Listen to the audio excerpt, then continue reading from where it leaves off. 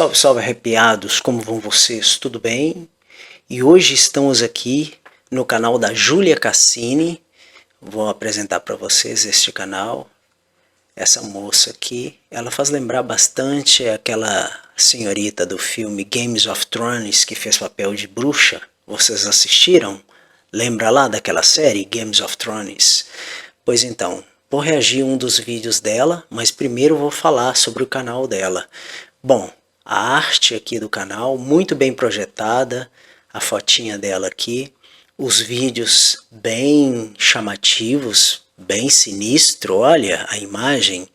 Visitei o Sete Assombrado da Freira, ó, muito bacana, olha. Aqui está o canal dela, bastante interessante, recomendo que vocês visitem. Capas muito bem feitas, muito bem projetados, olha só para vocês terem uma ideia. Andei navegando pelo canal dela, achei bastante interessante, umas capas muito bem projetadas. Ela sempre coloca a imagem dela mediante ao assunto que ela está mencionando. E tem vários quadros o canal dela, tem relatos de inscritos, eu peguei aqui 3 relatos de inscritos, baseado em relatos reais, que inscritos mandam para ela por e-mail os relatos. E vamos reagir ao canal dela hoje. Também já sou inscrito aqui no canal e convido vocês a se inscreverem tanto no nosso canal aqui Noites Secretas de reações sobre os melhores canais sinistros e se inscreverem nos canais que eu ando apresentando aqui, beleza? Então, começamos o vídeo depois da vinheta.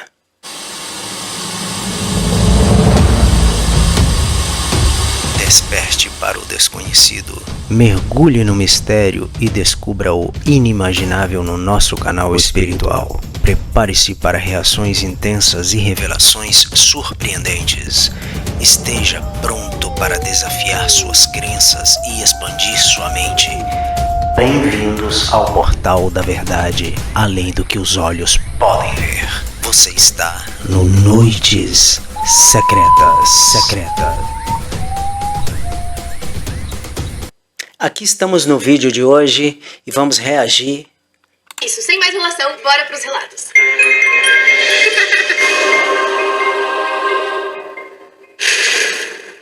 Introdução bacana dela, né? Parece ele remete um Halloween, Noites das Bruxas, muito bacana. A entidade feminina. A grande maioria dos relatos de hoje, as pessoas preferiram permanecer anônimas. Nesse primeiro relato, a gente vai para fevereiro de 2002. Nessa época, a gente estava passando por um dos maiores apagões da história e estava tendo racionamento de água aqui no Sudeste. Eu vou dar um nome para a pessoa que mandou esse relato para não ficar muito confuso. Então a gente vai chamar ele de João. O João estava fazendo cursinho pré-vestibular à noite na cidade de Itajubá, que fica em Minas Gerais. Ele sempre chegava em casa mais ou menos pelas 8h20 da noite. E aí ele sempre conferia o portão antigo da garagem da casa dele. Esse portão era baixo, dava para ver todo o quintal da casa. Nesse dia em específico, todos os postes da rua estavam intercalados, um aceso, um apagado. E bem o poste que ficava na frente da casa dele estava apagado. E aí ele começou a forçar aquele portão pra checar se estava realmente trancado. E aí quando ele olhou no quintal, ele viu a figura de uma mulher. Parecia que ela estava andando, ou melhor, flutuando. E ele diz flutuando porque ela não tinha pés. O contorno dela era até a altura das canelas, mas embaixo disso ele não enxergava nada. O mais... Olha que sinistro, imagina tu chegar, conferir o portão da tua casa, tu chegando da faculdade ou de qualquer lugar, aí do nada, justamente de frente à tua casa, o racionamento de luz tá ali com o poste apagado. Aí tu se depara com uma criatura dessa sem pés, flutuando. Muito sinistro, cara. Mas voltando ao assunto, de fato ela realmente faz lembrar a moça do Games of Thrones. Põe aí nos comentários se vocês já assistiram Games of Thrones e se vocês estão lembrados dessa personagem que faz o papel da bruxa lá no Games of Thrones. É ruiva assim também como ela.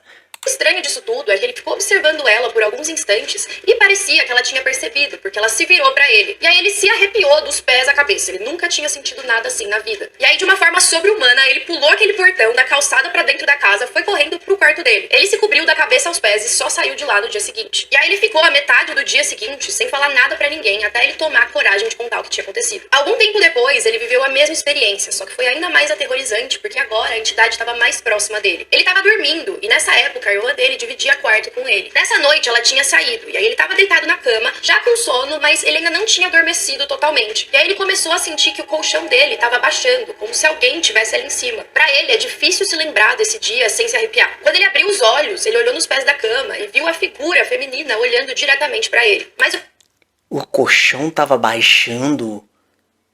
Caramba, imagina, tu deitado lá, quase dormindo, entre dormir e não dormir, tá meio apagado, aí do nada tu sente o colchão abaixando como se fosse um...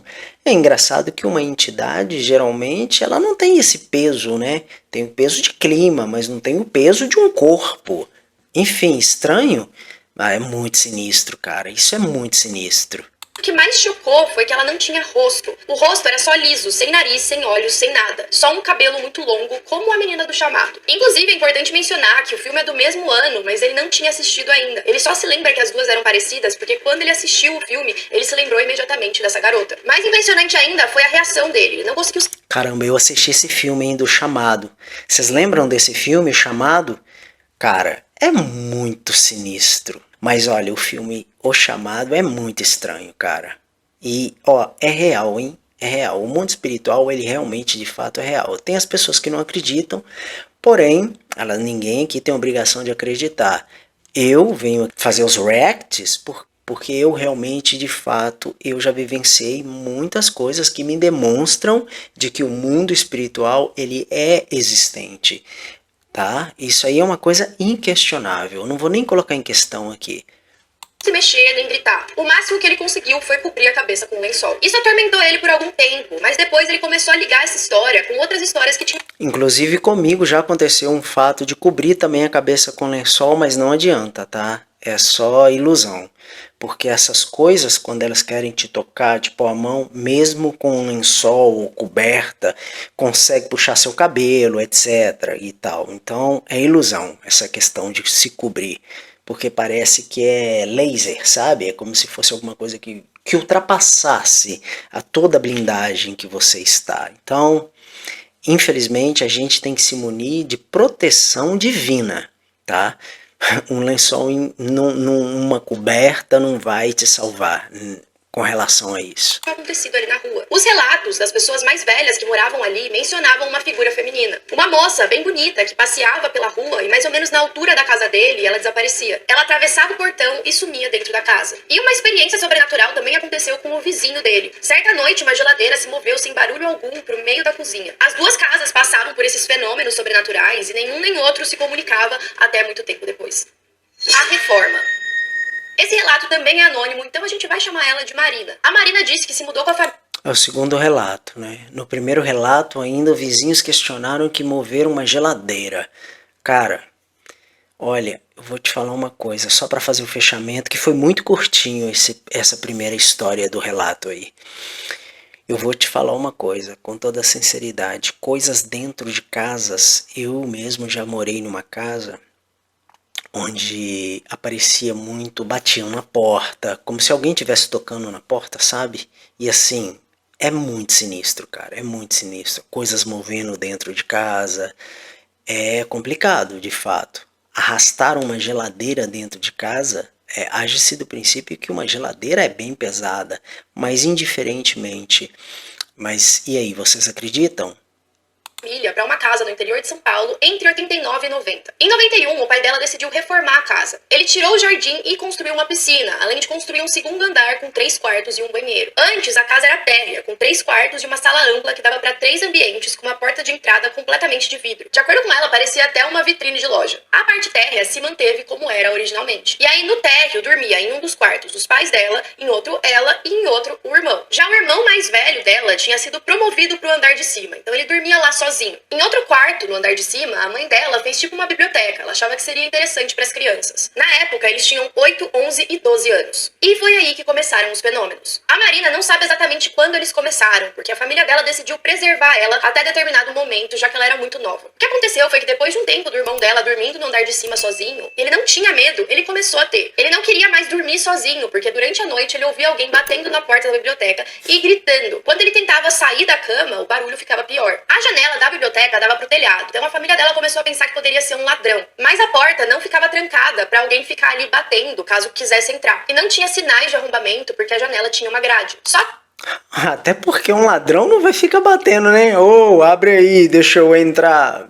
É meio subjetivo. que isso começou a acontecer todas as noites. Pouco tempo depois, a faxineira se negava a limpar o andar de cima porque ela sempre ouvia vozes naquele cômodo. A casa também não era geminada com outra, tinha certa distância entre as casas vizinhas, caso tenha alguma confusão. A Marina só começou a ficar ciente do que estava acontecendo porque eles começaram a ouvir coisas quebrando pela casa. Uma noite, todos eles acordaram com um barulho muito grande de vidro estilhaçando. Parecia que alguém tinha quebrado todo aquele portal da entrada de vidro, aquela que parecia uma vitrine de loja. O pai dela, então, foi lá na frente verificar o que tinha acontecido, mas estava tudo intacto. Enquanto todos eles procuravam por uma explicação, eles começaram a ouvir mais e mais barulhos. O pai da Marina chegou até a chamar a vizinha, porque achou que poderia ser ela, mas ela estava dormindo e não tinha ouvido nada. Enquanto tudo isso acontecia, a faxineira também tinha o costume de levar a filha dela na casa pra brincar com a Marina, porque as duas tinham a mesma idade. Um dia, a mãe da Marina viu a garota com as roupas da Marina, e ela comentou com a funcionária que não tinha problema de levar a filha dela pra brincar, mas que se ela quisesse alguma roupa emprestada, era pra ela pedir antes. Só que a faxineira estranhou, ela disse que a filha dela tinha 22 anos e que as roupas da Marina nem iam caber nela. De acordo com a Marina, eles nunca entenderam quem era aquela criança, porque parece que a funcionária nem via ela. E ela não sabe explicar por que ela e os irmãos associavam a garota com a faxineira. Talvez eles só estivessem tentando racionalizar o que estava acontecendo. Ou seja, parecia uma menina assim de graça e eles brincavam com uma menina? As crianças viam a menina e a faxineira que associou, a dona da casa associou a criança que aparecia para brincar com as filhas como se fosse a filha da faxineira e não era. Que sinistro!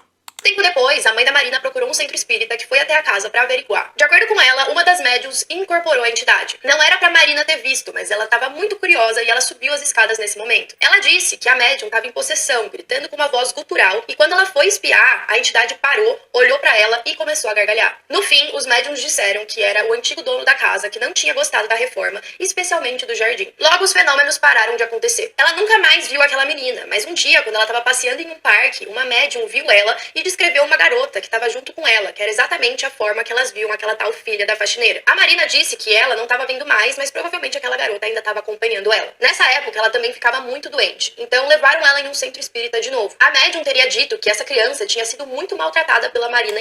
Provavelmente é um dos espíritos que aparecia, não sei se trata de um espírito obsessor, mas se ela ficava muito doente, pode ser que a energia dela estava sendo sugada por espíritos, né? Acredita-se que sim. Em outra vida, e que ela estava agarrada nela porque não aceitava ela ter outra oportunidade aqui. A Marina disse que depois disso nunca mais ficou doente, que os pais dela moram naquela casa até hoje e que as coisas pararam de acontecer, mas que ela evita entrar na biblioteca até hoje. Não...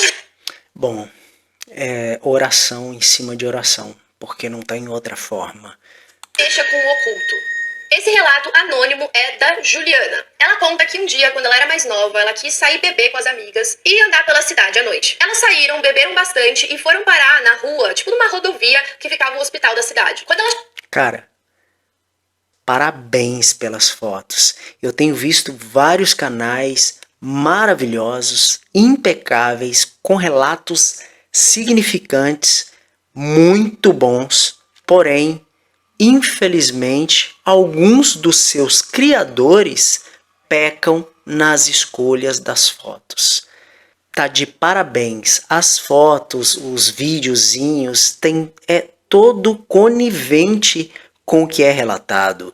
Júlia, muito bom seu canal. Seu canal é top, maravilhoso. Meus parabéns. Galera, já vamos inscrever no canal da Júlia Cassini, beleza? Dá uma força lá. Também se inscrevam aqui no canal React do Def, porque eu vou estar trazendo os melhores canais. Eu estou aqui buscando só os canais top. Vocês estão vendo aqui? Que canal maravilhoso? Pois então, se inscrevam lá, beleza? Chegou na esquina dessa rua, ela disse ter sentido um arrepio, mas achou que era só impressão. E aí ela decidiu fazer uma brincadeira de mau gosto. Ela pegou a pedra na mão, jogou ela no mato e pediu pra São Cipriano mandá-la de volta. As amigas dela ficaram com muito medo, mas logo começaram a dar várias gargalhadas e falaram: para de ser besta, cadê essa pedra? Elas continuaram andando por aquele caminho e conversando. Quando elas atravessaram a rua, de um lado tinha só mato, e aí o mato começou a balançar. Ela disse que não tinha vento nem nada, e do nada uma pedra pulou na frente dela. As amigas dela saíram correndo imediatamente, mas ela disse que ela sempre foi muito sensitiva e começou a sentir algo muito ruim. Ela começou a andar bem rápido com as amigas dela lá na frente, e ela sentia como se algo estivesse acompanhando ela. Quando ela olhou pro lado, ela ouviu o mato quebrando, como se tivesse alguém andando ali. Aí sim ela decidiu correr. Mas conforme ela corria, ela também ouvia alguém correndo do lado dela. Elas finalmente conseguiram sair daquela região que tinha o matagal e pararam na frente do hospital, achando que ali ia ser mais tranquilo. Até que ela olhou pro muro do hospital e viu algo olhando pra ela. Parecia um homem meio calvo, vestindo uma camisa listrada de azul e branco, olhando pra ela em cima do muro. Ele sorriu e o sorriso dele era...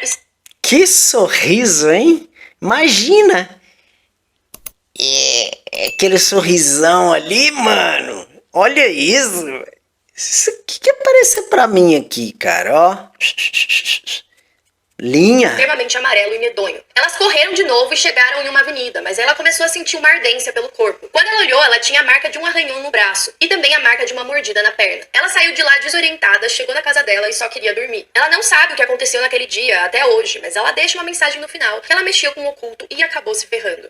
A materialização de um espírito. Esse é o relato da Emily. Tudo começou no terreno da casa em que ela morava, que era o mesmo terreno da casa da avó dela. De acordo com ela, a avó dela tinha algum tipo de ligação espiritual com o passado. E coisas estranhas começaram a acontecer quando ela faleceu. Isso incluía aparições tipo vultos, pratos quebrando sozinhos, etc. A Emily nunca acreditou muito nessas coisas, mas durante o velório da avó, ela sentiu algo pesado nas costas, como se tivesse algo sobre os ombros dela. De acordo com ela, os vultos que apareciam na casa da avó dela começaram a aparecer na casa dela. Ela constantemente tinha o sentimento de estar sendo observada. Ela olhava e não tinha ninguém, ela ouvia estalos e vozes chamando ela, e tudo acontecia sempre muito rápido. Logo, começou a ficar insuportável ficar naquela casa, e ela não conseguia dormir direito porque sentia que tinha algo muito próximo dela. Teve até uma certa vez que ela sentiu alguém pegando no braço dela, mas ela achou que era a mãe dela, porque ela tinha o costume de pegar no braço pra acordá-la. Mas quando ela perguntou pra mãe, ela disse que não. Uma outra vez, ela tinha acabado de deitar na cama e ouviu uma voz que não parecia humana. Era uma voz como se fosse energizada, meio trêmula. Ela sussurrava o nome da Emily e estava muito perto, até que ela...